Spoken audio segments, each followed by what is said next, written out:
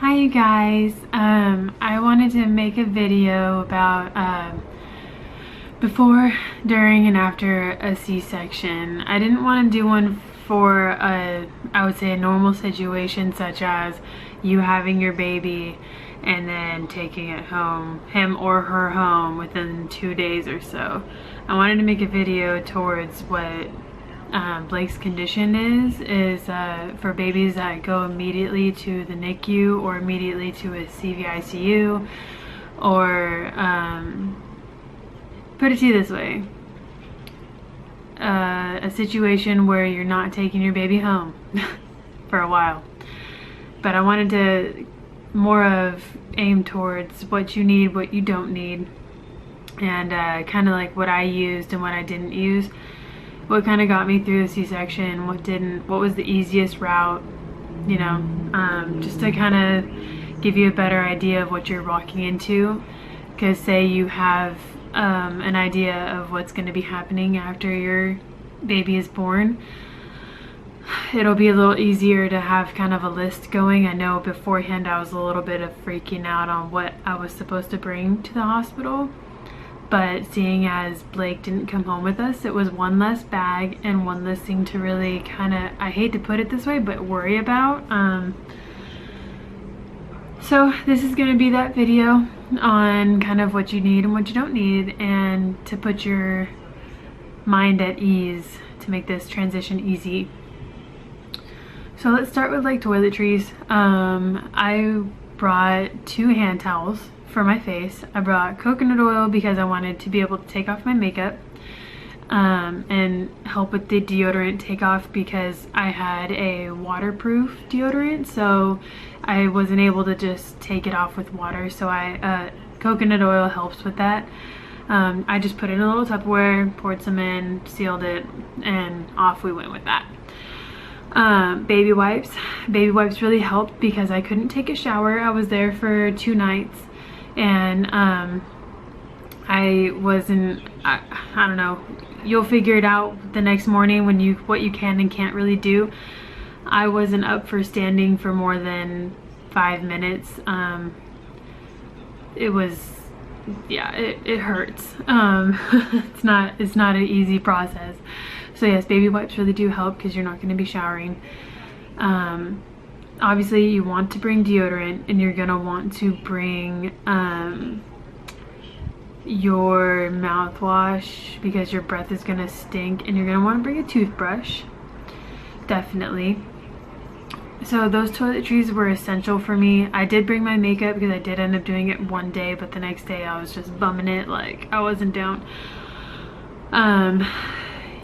Another thing, as for like clothes, I overpacked. I packed for 3 days. I'm just an overpacker. That's just kind of how I roll. I'm a girl. But what I ended up using and not using there was I brought 3 types of Target nursing tops, and those really helped. I brought a white one, a black one, and a gray one. And yoga pants. I packed yoga pants, but in like leggings. But I didn't end up using those. I actually ended up using my husband's PJs because they were looser, or I say more loose. You're not going to want anything tight around that area, and especially because you're going to be sitting in a wheelchair. Due to the fact that you don't have your baby in the room, you are going to be wheeled down to wherever the NICU is, or wherever the NICU is going to be. In our case, it was a whole building over, so we had to go down and take elevators and whatnot.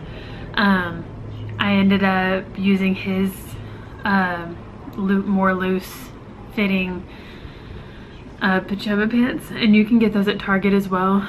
I would suggest you not to bring yoga pants or anything tight, because honestly I couldn't even get it on. It was one of those, like, you start having them pull it up for you, and anything that touches that specific area is not the business. Another thing was underwear. I packed underwear, and I did not need it due to the fact that mesh underwear that they give you at the hospital, it's almost like, I'm gonna actually insert a picture here. It's kind of like netting, but it helps keep the pad in place, and the big pads are another lifesaver. Don't pack pads. You don't need them. The hospital provides them, and you're gonna want to take them home. Same thing with the mesh underwear. Wear that for at least a solid week. You're not gonna want to wear your granny panties that you buy because it's tight. Anything that you put in that area it's very tender. It's a very, very sensitive area for at least a solid 2 to 3 weeks. So the mesh underwear from the hospital, highly suggested, and it helped me as a lifesaver. Same thing with the pads. I mean, when I say that these pads are huge, they're like this wide and like this big, so they fit from point A all the way to point B. So when you're sleeping or when you're walking around, you're not worrying about the fact of whatever's falling out, it's gonna be caught. So that was clothes wise. One thing that was another lifesaver is I call it my grandma sweater. So it was it went down to here. It goes over here, you know, I would say bring a grandma sweater-ish. Don't bring like a super sweatshirt because you're not gonna be able to take it off. Wear something that's gonna be loose, easy to take off, but put on and keep you warm. It really, really helped me for when I was in the NICU. I was able to take it off when I held Blake, but I was able to put it back on if I was cold. Other than that, I was gonna say, you know, this Furry Socks, I'm gonna insert a picture here. They have the grip on the bottom, but they're furry, and they keep they're not like socks, but they're not like slippers. They're kind of in between. Another lifesaver, I would wear those, and then I would put on my slippers. I didn't wear shoes. Shoes was not my friend at all. You're gonna be very weak, so you're not gonna be able to put your shoes on. If you're bending down, you're probably gonna pass out. As for that, that's all you really need to bring for clothes wise. Underwear, negative. Bra, negative. Get your nursing tops, get your mesh underwear from the hospital, and be done with it. I mean, sure, like a week down the line, get your grandma underwear, awesome, your own pads or whatever, but this is just less things that you need to take in a hospital bag. Another thing that I did take, because my husband did sleep with us, or not us, but he slept with me in the hospital room.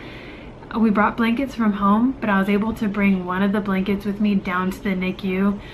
It helped for like, I put it as a pad on the bottom, and then I kind of like overlapped it onto me because the wheelchairs are kind of hard to sit on. So another thing that I ended up bringing, waist trainers. I had brought that, but I did not use it. I did end up putting it on for over 7 days. I actually was very sensitive. So yes, you have this pooch kind of hanging down. So here's your body, and then you have a pooch. I'll actually insert a picture here for you. It was not the business. I was not looking hot at all. So you have a pooch that's kind of hanging there because obviously you just had a baby, but it's still very sensitive to try and put something on that and tighten it up. You don't really want to do that until after 7 days. It's really hard to kind of maneuver around for a while. But to prepare yourself for that, I definitely, for the 4 weeks before Blake was born, I was walking 3 miles a day, and that was just solidly because I needed to get more healthy, and I needed to be more active. And I knew that post C-section, post baby, I was not going to be working out for a while. I still barely work out, to be honest. I mean, I go for somewhat of walks here and there, I'm not gonna lie. You're definitely gonna wanna do squats as much as you can. Assisted, weightless, just get your leg strength in there. Lift some, not weights, but just start working on your arms a little bit. You're gonna need that strength to pull yourself around. I really do suggest you do work out just for that reason alone.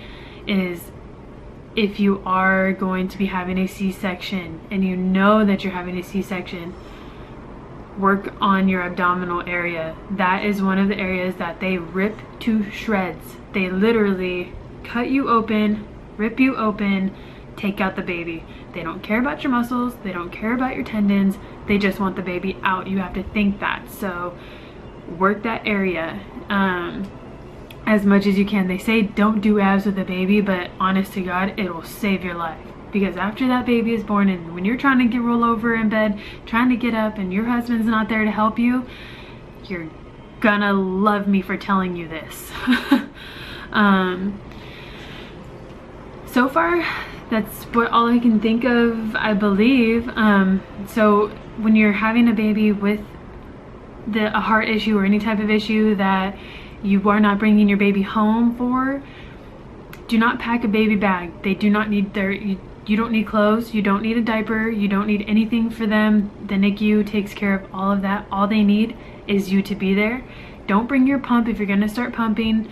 Don't do any of that. The hospital provides it all, and they even provide somebody to help you with lactation. At first I was really lost. I didn't know how to do that, but they actually end up helping you start getting stuff out, because you want to get the colostrum out. Hugely start early. Do not wait. Just do it, do it, do it. Even if you're tired, your hands are tired, you get on one, your husband get on the other, and just start pushing that stuff out. But anyways, I'm gonna throw the list in here for you so that you guys can have an example of what is needed. And if you have any questions, concerns, I'll throw my email in here as well so that you can contact me in any way, shape, or form. I hope you enjoyed this video, and I hope it really helps you guys out. I wish I would have found something like this for me, but at least I'm able to help you guys out. So I hope it does, and I hope you enjoy your day. Thanks, guys.